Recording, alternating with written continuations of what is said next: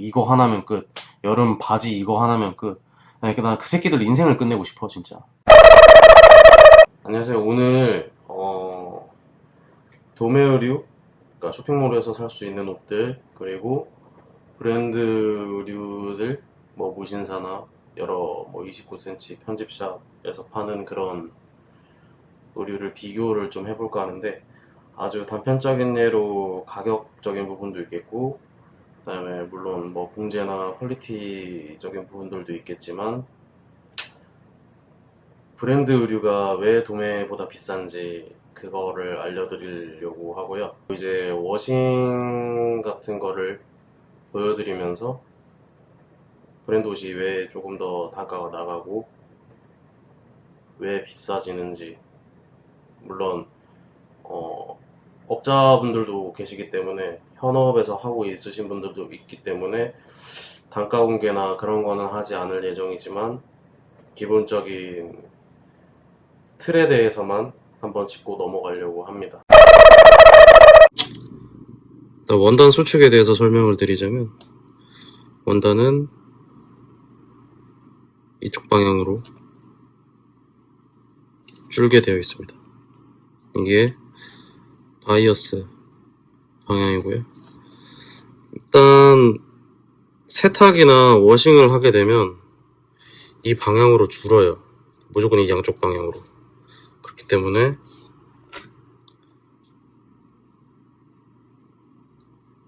이렇게 줄든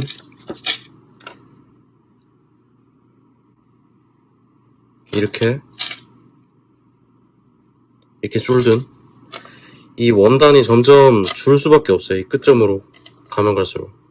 그럼 여긴 다 없어지는 부분들이겠죠. 세탁을 하면 할수록. 그러면은 옷을 만들 때 원단이 더 필요해지게 되고요. 그럼 옷의 원가가 올라가겠죠. 그리고 플러스 여기에 워싱 비용까지 추가가 되죠. 지금 이 세 가지 과정을 거치지 않으려면 보통 저희가 무신사에서 사는 덤블, 뭐 워싱 원단, 이제 그런 과정을 다 건너뛴 게 도매입니다. 일단 도매는 튜브 원단을 사용하기 때문에 튜브 원단이라는 하면은 워싱이 안 되어 있고, 그러므로 개폭지가 아닌 거죠. 보통 브랜드는 다 개폭지를 써요. 왜냐면 덤보를 하면 개폭지가 되기 때문입니다. 자, 도매 옷이 왜 싸게 나오는지 그 이유를 알려드릴게요. 저희가 여기 졸라맨을 하나 놨어요. 그러면 이건 원통으로 된 튜브니까 졸라맨은 두 장이 나오겠죠. 여기 위, 여기 상단 아래. 튜브니까, 그렇죠. 튜브에서 여기서 뭘 찍으면 이 부분과 이 부분에 두 장이 나오겠죠. 자, 여기까지는 개폭지나 다 똑같습니다. 만약에 졸라맨을 반만, 이걸 골이라고 해요. 반만 이렇게 골 쪽에 걸쳤어요. 그리고 여기 졸라맨을 또 놓고 여기 반을 또 걸쳤어요. 반만. 그럼 이 반만이 있는 애들이 원통이니까 반대쪽에도 이렇게 데칼코마니처럼 나오겠죠? 보통 브랜드는 이 골 부분을 사용하지 않습니다. 왜냐? 롤러 자국이나 그런 뭐 오염들이 좀 있어서 그게 잘 지지가 않아요. 잘 지지가 않는데 이 끝부분을 사용하기도 힘들 뿐더러 불량이 나오기 때문이죠. 그러면 도매는 이런 재단 방식을 사용해서 하나, 둘, 셋, 넷, 다섯 장을 뽑고요. 개복지로 했을 때 골을 쓰지 않으니까 졸라맨을 놔도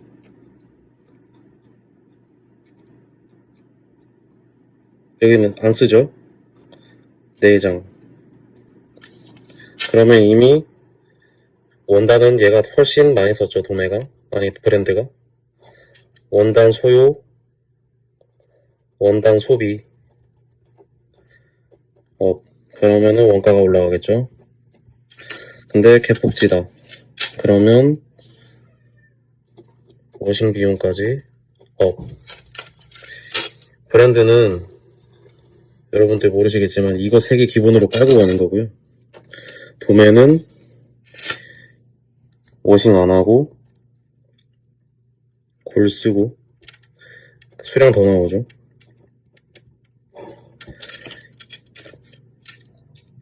이 모든 과정을 건너뛰기 때문에 일단 원가가 싸게 나옵니다. 수축이 없으면 이 원단 손실들이 없기 때문에 이거를 다 써먹을 수 있어요. 도매는. 왜냐? 워싱을 안 했기 때문에. 그러면 원단 손실도 작은 데다가 장수까지 많이 나오죠.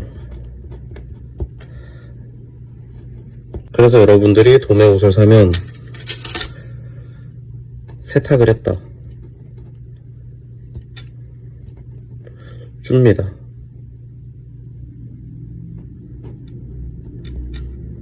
씨발 줄자 뭐야. 줄어요.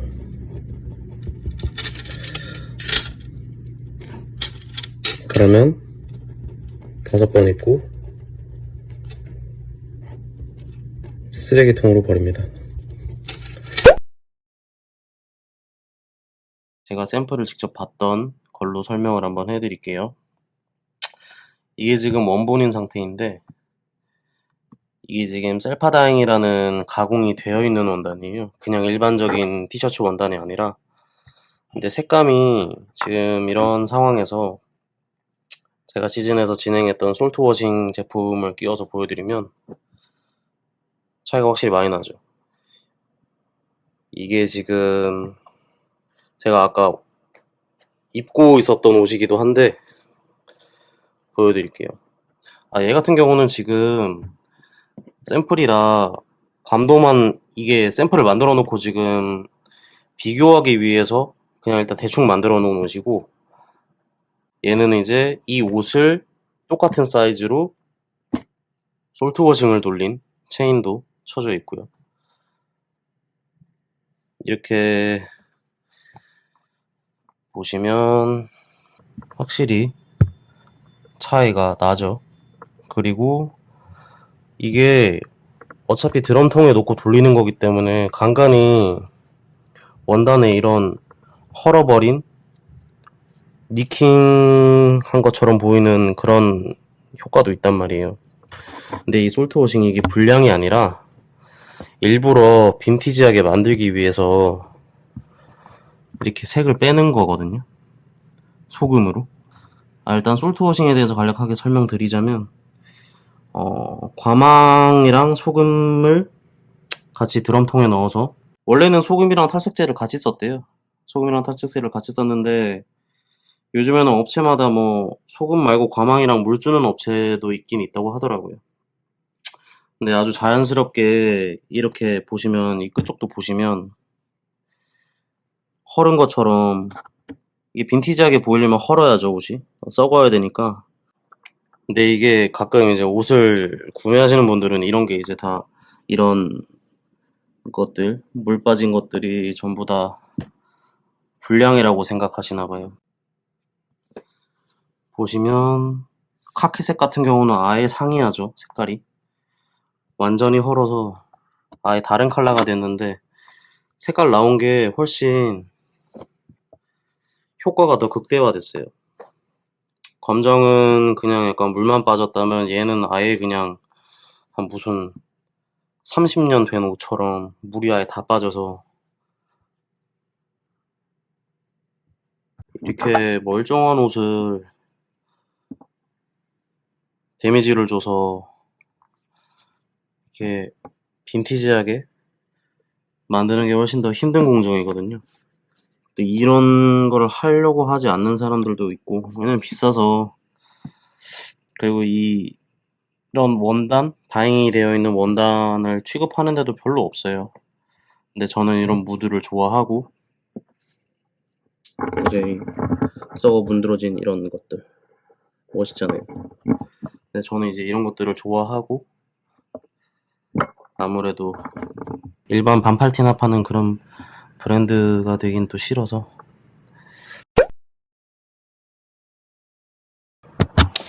자, 이거는 제가 진행했던 피그먼트 티셔츠인데요. 일단 피그먼트 티셔츠의 장점은 저비용 고효율이라고 보시면 되는데, 되게 단순해요. 그냥 백색 원단에다가 염료 투입해서 빈티지하게 만드는 건데, 이 방법은 도매에서도 많이 쓰고 있죠. 피그먼트 뭐 다들 요즘에 하도 대중화가 많이 돼서 다들 아실 거라고 생각하고, 근데 하나를 말씀드리자면 백색에다가 피그먼트 염료를 넣어서 작업을 하는 거기 때문에 피그먼트는 검정색이 없습니다. 여러분들 피그먼트 검정색 옷 보신 적 있으신가요? 맥시멈이 가장 진한 먹색으로만 작업이 되고요. 그리고 옷을 완성한 상태에서 돌리기 때문에 원단 손실도 커요. 많이 준다는 얘기겠죠? 덤블되어 있는 원단으로 작업을 하면은 그래도 손실이 좀 적긴 할 텐데, 사실 원가 절감 부분에서는 그냥 돌리는 게 좋을 수도 있어요. 근데 단점은 그냥 돌리면 옷이 뒤틀린다. 엽선 같은 게, 이런 엽선 같은 게 이렇게 반대로 아예 바이어스 방향으로 돌아간다거나 옷이 입었을 때 핏이 이상하기 때문에 퀄리티 있게 만들어주려면은 그래도 덤블이 되어 있는 원단으로 작업을 하는 게 좋겠습니다. 제가 제 채널에서 항상 얘기하는 게 본인의 취향을 가지는 게 가장 중요하다고 얘기를 항상 하잖아요. 본인이 취향 따라 옷을 소비하면 그 옷들은 본인한테 되게 가치가 있을 거고, 그러면 더 손이 많이 가서 더 많이 입게 되겠죠. 근데 유행 따라서 뭐 도매는 어차피 모든 유행의 유사 카피 제품이잖아요. 뭐 도매 장사하시는 분들에게는 뭐 미안하지만 창작이라고는 볼 수 없으니까, 도매 장사가. 그렇다고 뭐 그분들을 무시하는 건 아니고, 어쨌든 도매에서도 물론 뭐 피그먼트를 하거나 뭐 루나 워싱을 하거나 그런 워싱 제품들을 만들면 당연히 원단 소모가 많고, 그런 데서는 또 도매에서 쇼핑몰로 가져가도 비싸게 판매가 되죠. 왜냐면 원가 자체가 비싸지니까. 예를 하나 들어볼게요. 무신사에서 반팔티가 24,000원이고, 24,000원이고, 도매 옷이 12,000원이라고 가정을 해봅시다. 나염 프린팅이나 자수 같은 게 조금 요즘 유행하는 스타일이야. 예를 들어서 뭐 예일 뭐 이딴 걸로 생각을 해봅시다. 무신사에서 산 거는 그래도 입을만하네, 뭐 이런 생각이 들게끔 만들겠죠, 당연히. 뭐 기본적인 거는 다 들어가는 공정이니까. 근데 이제 도매에서 그런 옷을 나염 스타일만 똑같이 카피해서 샀어. 그리고 입었어. 5번 입었어. 개 줄었어요. 씨발 이거 왜 이렇게 줄었어? 그럼 또 사야 되잖아요. 그럼 내년에 또 사실 거예요? 뭐 여름 한 두세 달 동안 뭐 줄은 거 입고 다닐 건 아니잖아요. 그럼 또 사야 돼. 그럼 벌써 12,000원에 24,000원에 육박하는 가격을 또 쓰는 거예요. 옷은 2장이 되고. 그러니까 쓰레기가 한 개 는 거야. 그 만약에 또 한 5번 또 입었어. 이번엔 별로 안 주네.